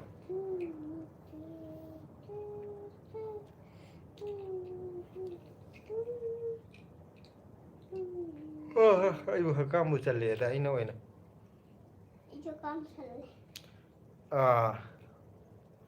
ꯅꯤꯡꯖꯕ ꯍꯥꯏ ꯒꯨꯗ ꯅꯥꯏꯠ ꯍꯥꯏꯔꯦ ꯃꯌꯥꯝ ꯒꯨꯗ ꯅꯥꯏꯠ ꯃꯌꯥꯝ ꯀꯩꯅꯣ ꯇꯧꯔꯁꯦ ꯉꯁꯤꯒꯤꯗꯤ ꯂꯣꯏꯁꯤꯜꯂꯁꯤꯀꯣ ꯃꯊꯪꯒꯤ ꯑꯃꯨꯛ ꯂꯥꯏꯚ ꯇꯧꯔꯛꯀꯦ ꯐ꯭ꯔꯤ ꯍꯦꯛ ꯑꯣꯏꯕꯒ ꯑꯗꯨꯒ ꯃꯌꯥꯝꯒ ꯑꯃꯨꯛ ꯐꯖꯅ ꯋꯥꯔꯤ ꯋꯥꯇꯥꯏ ꯁꯥꯟꯅꯔꯁꯦ ꯉꯁꯤꯗꯤ ꯑꯩꯈꯣꯏ ꯈꯔꯁꯨ ꯊꯦꯡꯈ꯭ꯔꯦ ꯍꯧꯕ ꯑꯩꯈꯣꯏ ꯁꯤꯗꯗꯤ ꯏꯪꯂꯦ ꯏꯪꯉꯝꯃꯅꯤ ꯌꯨꯝꯗꯁꯨ ꯏꯪꯉꯝꯃꯅꯤ ꯑꯗꯨꯒ ꯁꯤꯗꯁꯨ ꯏꯪꯉꯦ ꯏꯪꯕꯗꯤ ꯑꯗꯨꯝ ꯑꯗꯣ ꯃꯌꯥꯝ ꯀꯩꯅꯣ ꯇꯧꯔꯁꯤꯀꯣ ꯉꯁꯤꯒꯤꯗꯤ ꯂꯥꯏꯚꯁꯤ ꯂꯣꯏꯁꯤꯜꯂꯁꯦ ꯉꯁꯤꯗꯤ ꯇꯦꯟꯖꯔꯒꯁꯨ ꯌꯥꯝ ꯅꯨꯡꯉꯥꯏꯔꯦ ꯍꯥꯏꯗꯤ ꯆꯞꯄ ꯈꯣꯠꯄ ꯀꯔꯤꯝ ꯇꯧꯗꯅ ꯍꯔꯥꯎ ꯍꯔꯥꯎꯅ ꯃꯌꯥꯝ ꯋꯥꯔꯤ ꯁꯥꯟꯅꯔꯦ ꯃꯃꯥꯡꯒꯤ ꯀꯩꯅꯣ ꯂꯥꯏꯚꯇꯗꯤ ꯑꯃꯨꯛ ꯆꯞ ꯑꯃꯃꯨꯛ ꯇꯧꯕꯅꯤꯅ ꯑꯗꯣ ꯃꯌꯥꯝ ꯃꯪ ꯐꯅꯔꯁꯦ ꯅꯨꯡꯉꯥꯏ ꯅꯨꯡꯉꯥꯏꯅ ꯂꯩꯔꯁꯦ ꯑꯩ ꯗꯤꯄꯨꯗꯅꯤ ꯍꯣꯏꯅꯦ ꯑꯁꯤꯒꯤ ꯗꯤꯄꯨꯗ ꯂꯩꯕꯅꯦ ꯑꯁ ꯄꯨꯗꯤ ꯐꯖꯔꯝꯒꯅꯤ ꯑꯗꯨꯗꯗꯤ ꯀꯩꯅꯣꯒꯤ ꯑꯩꯈꯣꯏ ꯑꯁꯤꯅ ꯂꯩꯔꯤꯕ ꯍꯤꯃꯥꯆꯜꯒꯤꯗꯨ ꯅꯠꯇ꯭ꯔꯣ ꯍꯣꯏ ꯍꯣꯏ ꯄꯨꯁꯦ ꯍꯧꯖꯤꯛꯀꯤꯗꯤ ꯈꯔ ꯀꯩꯅꯣ ꯇꯧꯔ ꯆꯍꯤ ꯈꯔꯒꯤ ꯃꯃꯥꯡ ꯍꯥꯏꯇꯥꯔꯦꯅꯦꯀோ ꯆꯍꯤ ꯍꯣꯏ ꯍꯣꯏ ꯍꯣꯏ 10-20ꯒꯤ ꯃꯃꯥꯡꯗꯗꯤ ꯄꯨꯁꯦ ꯑꯩꯈꯣꯏꯒꯤ ꯀꯩꯅꯣꯁꯦ ꯐꯤꯁꯦ ꯁꯨꯔꯒ ꯍꯥꯏꯅ ꯐꯧꯒꯦꯅ ꯊꯂꯛ ꯄꯨꯊꯣꯛꯄꯗꯅꯦ ꯐꯤꯁꯦ ꯂꯦꯞꯄ ꯂꯦꯞꯄ ꯂꯩ ꯍꯥꯏꯗꯤ ꯋꯤꯟꯇꯔꯅ ꯄꯨꯔꯥ ꯀꯩꯅꯣ ꯇꯧꯕꯗꯣ ꯑꯗꯨꯃꯥꯏꯅ ꯍꯥꯏꯕꯅꯦ ꯌꯥꯝ ꯀꯩꯅꯣ ꯁꯥꯊꯤꯅ ꯏꯪꯕꯩ ꯆꯥꯡꯗꯣ ꯁꯣꯔ ꯍꯣꯟꯕꯗꯒ ꯋꯥꯏ ꯍꯥꯏꯕꯅꯦ ꯑꯗꯣ ꯍꯧꯖꯤꯛꯇꯤ ꯂꯝꯕꯤ ꯊꯣꯡꯗꯤ ꯐꯅꯌꯥꯝ ꯅꯥꯇꯩ ꯆꯥꯔꯦꯗꯅ ꯑꯗꯣ ꯃꯃꯥꯡꯗꯗꯤ ꯂꯝꯕꯤ ꯊꯣꯡꯁꯨ ꯌꯥꯝꯅ ꯅꯥꯇꯩ ꯆꯥꯗꯕ ꯑꯗꯒꯤ ꯍꯥꯏꯁꯤꯅꯦ ꯁꯨꯔꯒ ꯐꯤ ꯐꯧꯒꯦꯅ ꯍꯦꯛ ꯌꯥꯟꯈꯠꯄꯒ ꯂꯣꯏꯅ ꯐ꯭ꯔꯣꯖꯟ ꯇꯧꯁꯟꯕꯒꯤꯀꯣ ꯑꯗꯨꯃꯥꯏꯅ ꯇꯧꯋꯦꯅ ꯇꯝꯃꯦ ꯄꯨꯒꯤ ꯃꯇꯥꯡꯁꯦ ꯑꯗꯣ ꯐꯔꯦ ꯃꯌꯥꯝ ꯅꯨꯡꯉꯥꯏꯔꯦ ꯑꯗꯣ ꯀꯩꯅꯣ ꯇꯧꯔꯁꯦ ꯉꯁꯤꯒꯤꯗꯤ ꯂꯣꯏꯁꯤꯜꯂꯁꯦ ꯒꯨꯗ ꯅꯥꯏꯠ ꯃꯌꯥꯝ ꯃꯪ ꯐꯅꯔꯁꯦꯀꯣ ꯌꯥꯝ ꯅꯨꯡꯉꯥꯏꯔꯦ